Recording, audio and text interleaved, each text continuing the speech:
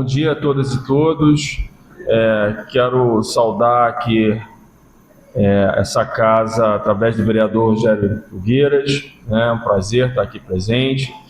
Agradecer o convite feito aí pela Tatiana, pelo padre Adriano, saudar as autoridades eclesiásticas, pastorais que estão aqui presentes, outros membros da sociedade civil aqui de Itaboraí. É uma honra estar aqui contribuindo com esse debate.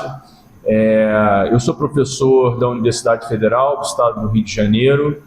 Lá eu leciono há 14 anos e, pelo menos ao longo dos últimos 10 anos, tenho me dedicado a estudar a questão urbana e, sobretudo, a questão urbana na região metropolitana do Rio de Janeiro, o que, obviamente, me leva também a acumular algumas informações que eu julgo importantes a respeito do município de Itaboraí. Semana passada tive o prazer também de estar presente numa audiência lá em São Gonçalo, onde apresentei alguns números e meu objetivo é fazer o mesmo, para contribuir aqui com um debate sobre Itaboraí. O caminho que eu percorri lá em São Gonçalo, eu vou tentar fazer o mesmo aqui em Itaboraí, que é tentar a gente compreender a problemática habitacional aqui de Itaboraí a partir da sua inserção na região metropolitana do Rio de Janeiro. Há, inclusive, uma característica que é muito presente aqui em Itaboraí, como também em São Gonçalo, que é o que a gente chama de movimento pendular, que é a parte da população que se desloca para outros municípios, em especial Niterói e Rio de Janeiro, para poder prover seus rendimentos, enfim, seus empregos, enfim, trabalham fora da cidade. E isso mostra essa vinculação direta que Itaboraí tem com os demais municípios da região metropolitana. No caso, é interessante a gente pensar a formação da periferia metropolitana do Rio de Janeiro, dos territórios periféricos da região metropolitana do Rio de Janeiro, a partir de 3 variáveis que eu tenho considerado estratégicas para a gente entender o déficit habitacional e demais outros problemas, mas no caso aqui a gente está discutindo o déficit habitacional. O primeiro é que o Rio de Janeiro, ele tem, a região metropolitana do Rio de Janeiro, ela teve um crescimento populacional, e aí aqui tem um recorte de tempo, que vai de 1930 a 1990, 1940 a 1990, que é um crescimento de 400% da sua população. Tá? Então, a gente sai de 1940 com 3,6 milhões, para 1990 a gente chega em 14,6 milhões. Hoje nós estamos com algo em torno de 18 milhões de pessoas residindo na região metropolitana do Rio de Janeiro. Ao mesmo tempo, a gente tem um empobrecimento dessa população por conta da redução da atividade da indústria de transformação, que caiu entre 1930. Em 1930, essa área, esse campo de atividade econômica, representava 27% do produto interno bruto do estado do Rio de Janeiro, e hoje ele representa algo em torno de 8%, segundo dados da própria Firjan. Essa é uma atividade estratégica porque ela encadeia uma série de outras atividades, tanto no setor industrial, mas também no setor de comércio e serviços. Então, na medida em que ela reduz, e ela reduz do ponto de vista quantitativo e qualitativo, portanto, por exemplo, da quantidade de dinheiro que ela move, isso tem um impacto do ponto de vista da renda da população. Tá? Então, só que nós temos um cruzamento de 2 variáveis bastante complexas. Portanto, um crescimento populacional que não acompanha, ou melhor, que acompanha, que está em paralelo com a redução de renda da população da região metropolitana do Rio de Janeiro.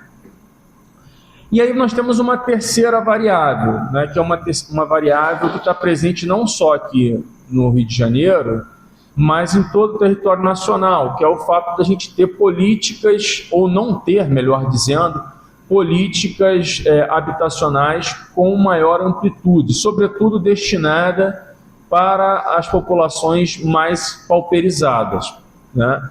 Então, isso a partir dos anos 90 se agrava a partir, né, desse período por conta da adoção de uma agenda liberal, ou seja, a ideia de que o Estado não tem que prover, né, políticas públicas que venham ao encontro da resolução de uma série de necessidades sociais da população.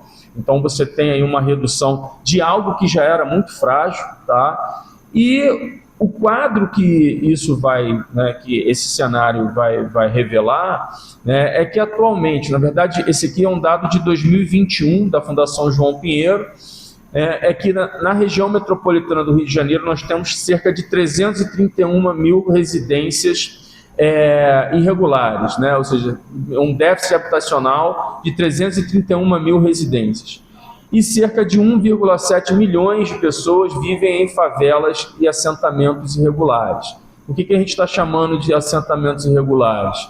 São locais onde não tem infraestrutura urbana, onde as próprias casas têm uma série de lacunas do ponto de vista da sua estrutura, não tem banheiro, como foi muito bem colocado aqui, não tem, por exemplo, o número de cômodos em harmonia com o número de pessoas que vivem nessa casa, não tem água encanada, não tem esgotamento sanitário. Então, ou seja, a gente tem hoje, de acordo com o censo de 2022, cerca de 1,7 milhões de pessoas vivendo em territórios com esse perfil.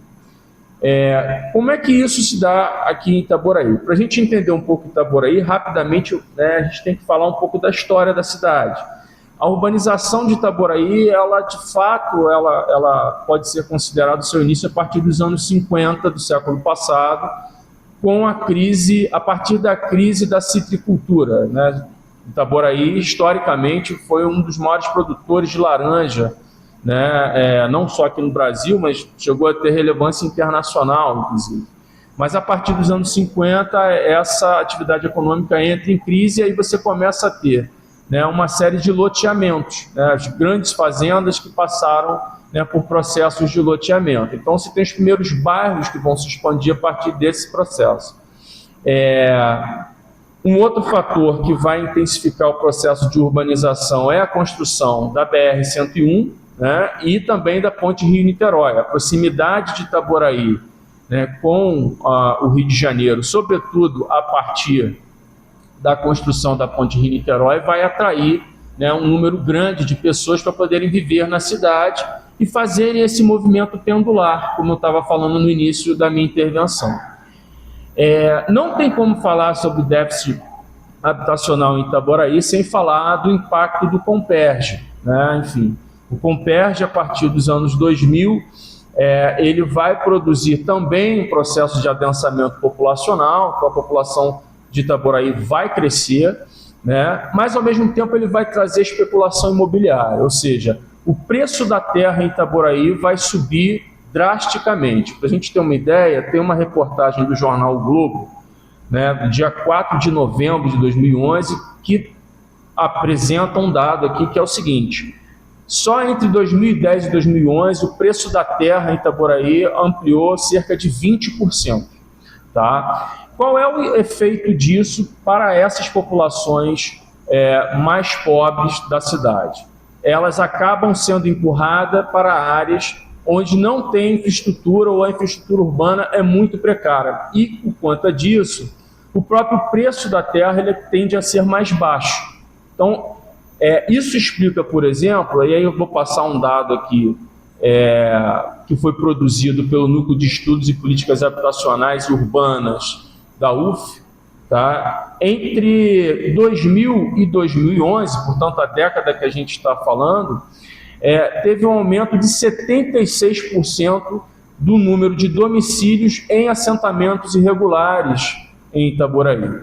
Para a gente ter um parâmetro, em todo o município, tá, a gente teve um aumento de domicílios de 35%, mas nas áreas que a gente classifica como assentamentos irregulares, nós tivemos um aumento de 76%. o que explica, inclusive, né, esse adensamento dessas áreas. O que explica isso é o próprio processo de encarecimento da terra. Como eu falei, ele empurra, né, essas populações mais pobres para as áreas com menos infraestrutura. De acordo com os dados do Itadados, que eu inclusive colhi no próprio site da prefeitura daqui de Itaboraí, esse número de assentamentos em 2018 chegou a 32, ele está distribuído em todos os distritos da cidade, são 7 distritos, portanto, em todos os 7 distritos tem um mapa aqui, infelizmente não tem como mostrar para vocês, mas tem esses 32 assentamentos regulares estão distribuídos nos 7, estão presentes nos 7 distritos da cidade.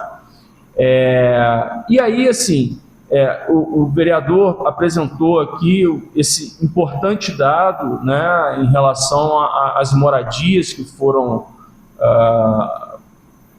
produzidas aqui no município em parceria com o governo federal, mas assim, eu tive muita dificuldade, vereador, de encontrar os dados, digamos, mais detalhados a respeito do déficit habitacional, tá? E por que isso, né? Por que eu tive essa dificuldade?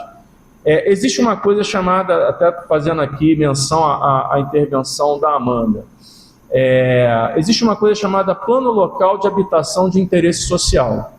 Esse Plano Local de Habitação de Interesse Social é uma ferramenta que faz parte de uma outra coisa chamada Sistema Nacional de Habitação de Interesse Social. Tá? E nesse plano, uma das etapas dele é exatamente fazer esse levantamento detalhado da carência habitacional da cidade. Sem isso, a cidade não consegue estruturar uma política habitacional, tá certo? E aí, o fato é que Itaboraí não tem esse plano, tá? Itaboraí ainda não conseguiu produzir esse plano. Isso tem, inclusive, constado como pendência nos dados do Sistema Nacional de Habitação de Interesse Social. Então, existem 3 pendências de acordo com o relatório que foi produzido em 9 de fevereiro de 2026, portanto, há pouco mais de um mês. Não há aqui, na cidade, uma lei, né, que regulamente, que crie o Fundo de Habitação de Interesse Social, o Fundo Local de Habitação de Interesse Social. Não há o Conselho Gestor, né, não foi criado ainda o Conselho Gestor desse fundo, e o próprio Plano, né, Local de Habitação de Interesse Social. Portanto, nem o plano, nem a sua estrutura de governança ainda foram criados. Isso é um problema, porque, no limite, isso pode impedir o município de conseguir novos financiamentos de projetos habitacionais para a cidade. E, obviamente, que vai concorrer para o aumento do déficit habitacional, que, como eu falei, a gente ainda não, pelo menos no momento, até o momento, nós não temos aí números mais detalhados. Então, para fechar, que eu já estourei meu tempo há bastante tempo, ela estava ali, até cansou, né, de levantar o braço ali, né, eu acho que é muito importante, né, para além, é claro que a gente está aqui numa casa de leis, né, mais uma vez aí parabenizar o vereador por ter acolhido, né, essa demanda da igreja, da sociedade aqui de Itaboraí, mas também é importante que a sociedade civil do município se mobilize, as pastorais, já que estão aí nesse processo tão importante, que é a campanha da fraternidade, com essa temática tão fundamental, que participem desse processo, que acompanhem e que cobre a Prefeitura de Itaboraí, cobre essa casa, né, para a confecção do Plano Local de Habitação de Interesse Social, porque isso vai necessariamente resultar na possibilidade de atender, né, aquelas pessoas, como a fala do Leandro ali ilustrou muito bem, que estão vivendo situações, muitas das vezes, degradantes, situações muito concretas, que estão para além dos números, Leandro, sem dúvida, estão para além dos números, e a gente precisa avançar, né, no sentido de oferecer a essas pessoas cidadania, oferecer acesso a direitos, e no caso, o direito à moradia é a porta de entrada para todos os direitos. Muito obrigado, desculpem aí por ter extrapolado o tempo. Ele veio morar entre nós, Deus conosco em